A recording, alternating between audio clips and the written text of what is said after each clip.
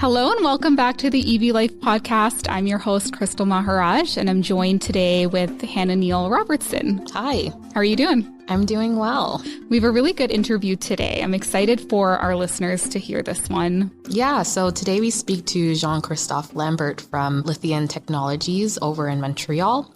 He shares a little bit about the EV and lithium battery recycling process that they do and just the different technology that they're using to help get lithium, back into the supply chain. Yeah, it's a really great conversation because I know battery recycling is a topic that people really care about, particularly when it comes to EVs. Last season, we spoke to someone about battery recycling, and so we're continuing this conversation because it is a new thing in Canada. There isn't a ton of companies recycling batteries right now, but Lithion is one of those companies trying to change this. Yeah, it's definitely like an evolving technology, and Jean-Christophe talks about that and the research and development. He refers to R&D in the podcast, the research and development that's going on around this technology because batteries are evolving, and so the recycling process is evolving. Yeah. Well, let's listen to my interview with Jean-Christophe. Without further ado, Jean-Christophe is the Growth and Business Development Director at Lithion Technologies.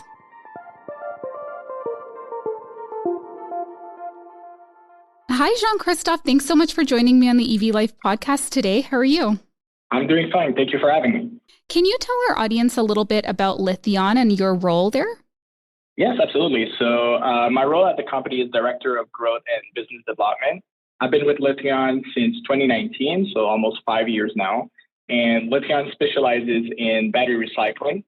We have developed a technology to recover key battery materials from lithium-ion batteries that you will typically find either in your electric vehicle or other types of applications like your cell phone or your laptop, for example. Right. And so the technology enables the recovery of up to 95% of the components of batteries to be reused and make new ones. Can you share a little bit about that process? And then also, what happens to the 5% that isn't recyclable? It's a two-step process. So if you have your battery that's coming from your vehicle that you bring to us, we will dismantle this battery and we will first do a mechanical process to shred and break down the battery to fine particles. And this will allow us to separate the key materials that are inside your battery cell. And the second step of that process is a refining process. So once you have, I would say, a concentrate of metals, what you want to do is separate and refine those metals to bring them to a very high purity. So example, one of the key metals that a lot of people know as part of the lithium-ion battery, it says it in the name, is lithium, right? So we want to recover lithium from our technology and our process and bring it to a very high purity lithium carbonate that is then sold back to the battery supply chain to be reintegrated into the fabrication of new batteries. So this is just the flow of one specific metal that is a key component to the battery that we recycle. You asked about the 5% that is not recycled in our process. When we do the purification and refining of metals, that means we are removing impurities, right? If you want to have a very high lithium purity or very high nickel purity, that means that you have to take out specific elements. And those can be additives, they can be, the different glues, different things that the battery producers are putting inside a battery to enhance its performance. And those are very difficult for us to recycle. So they are taken out and disposed of, but are not part of the battery components that we include in our total recovery. Right.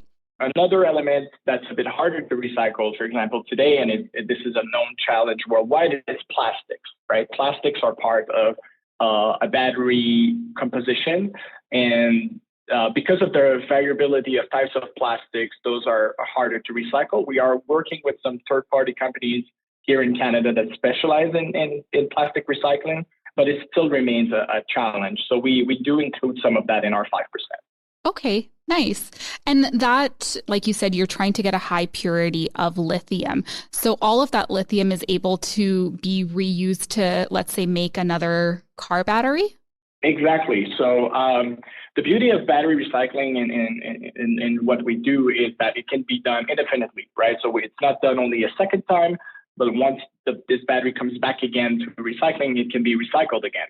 So because we go back to the metal doesn't change, right? So we just have to recover properly and increase its purity back again so that it's reusable in a battery, and that's it. So that's exactly what we're doing.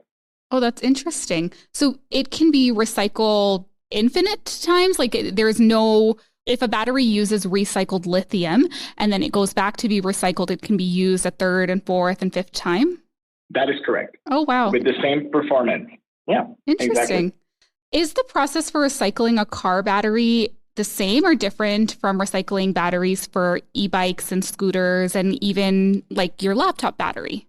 The main difference will be at the beginning. And if you Google what a car battery looks like, you will see that it's really massive. Yeah. It will weigh 400 to 500 kilos. So the big difference for us is at the beginning. We have to discharge this battery and dismantle it versus the smaller format batteries like the e-bikes or the consumer electronics. We don't do that, right? These will go directly into our shredder. Okay. But for the car batteries, we need more time basically to prepare the material. So our team has developed a really strong expertise in diagnostic and analyzing the batteries in terms of charge and their overall condition so that we can prepare it properly for the shredding stage. But after that, once it's inside the process, it's the same. There's no difference in terms of the recovery process and all that. So it follows the same flow.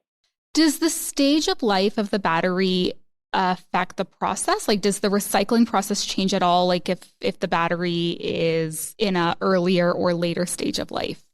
It doesn't have an impact on the recycling process.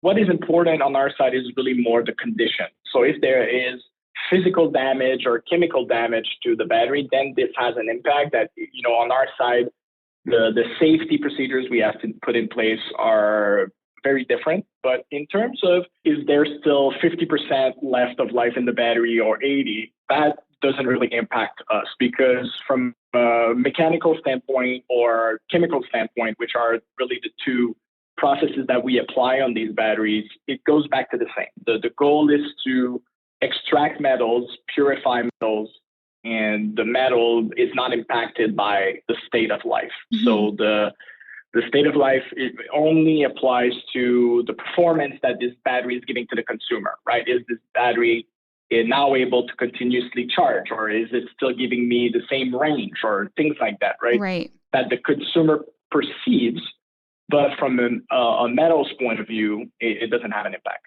Right. So lithium focuses on the recycling of batteries from organizations and businesses. Are there options for individuals to recycle their EV batteries? For an EV battery, it's very difficult because of the size, right? If you have a car in your yard, it's not functioning anymore. You have a couple options today, right? If your car is still under warranty, most likely you will go to the brand directly to their dealership to have it replaced, right? Because it's in your interest to have it replaced because you want to continue your car lease or your car ownership with a new battery. So then what happens is the dealership will contact us to pick it up and recycle it. So that's where we connect to the market. If your car is no longer under warranty, then it will most likely go through a recycling yard, right? To the end of life. And at that point, that's where we come and pick it up.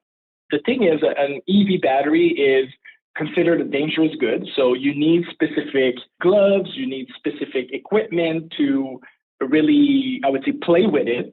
So we don't necessarily encourage people on their own to dive into EV batteries because they can be dangerous from an electrical point of view. So we want people to be careful. And to your point too, they're quite heavy. So it's not something that the average person can really just remove. Indeed, it's not like in a gas vehicle, you will have your lead acid battery right. That's a bit smaller, which people may be able to change. But I think with the EV battery, if it weighs half a ton, mm-hmm. It's really heavy to move around. Yeah. But where the consumers can play a role is really with the smaller format batteries, right? If you have laptop batteries or cell phone batteries in your drawers or at home and your different appliances, because they are everywhere now. You can go to Home Depot or Canadian Tire and buy anything with a lithium battery now. Then you can return those to deposit points across the country where they will be sorted and collected. And that's where we come in. So I highly encourage people to go to these deposit points and drop their batteries safely so that they are indeed recycled through the right networks and not thrown in the garbage where they can cause fires and create other problems. So having a good customer habit is important. Yeah. And then to your point too, right? Those metals in the battery can be reused, right? So I know there is a huge demand for lithium and other metals, especially for electric vehicles. And so if we can reuse it from batteries that aren't being used anymore, then we really want to encourage that. Yes, indeed. There's going to be a gap between the supply and the demand for these metals in the future. And this is what Lithion is trying to address, right? As part of the recycling, our goal is to make sure that we can continuously supply these metals to the industry and also doing it locally, right? I think these metals are coming from all over the world, right? Lithium is mined in Australia and South America, and having a source that is here available locally is also important, from an ESG point of view. So that is also something that we're bringing to the industry today with recycling. That is just not part of the story today, unfortunately. Right. How do you see recycling technologies evolving? Well, they're going to continue to evolve for sure, because the batteries themselves are changing, right? Right. There's new innovation in battery manufacturing and battery design that is coming out every year. I just came back from Korea, which is one of the leading countries in battery innovation and battery manufacturing. And the amount of new innovations that they're putting out is really, really impressive. So as recyclers, we need to continue to adapt what we're doing to continue to prepare for the future. And what we've done to kind of work our way around that is invest in a R&D center here in Montreal. We have a full team of 25 people dedicated to R&D that are continuously working on our technology and improving it for the batteries of today, but also kind of preparing the groundwork for the batteries of tomorrow. Is there anything else you'd like to share with our audience before we wrap up? Thanks for your time today. I really appreciate it. Feel free to consult our website to learn more about our company and also our mission, and continuously, spreading the word that batteries are indeed recyclable. I think that's very important. I know that's a big question that a lot of customers are asking themselves when they buy an electric vehicle today. Am I adding an extra burden to the society with this new battery that I'm purchasing? Yeah. The good news is I can tell you they are definitely recyclable. Lithion is doing it today, and we're not alone. So there are solutions out there to recycle these batteries that exist and are operational. Don't worry about that, basically, is what I would like to convey to the audience, is that we're there to make sure that these batteries end up in the right streams and that the metals are indeed recycled to be reused again. Thank you so much.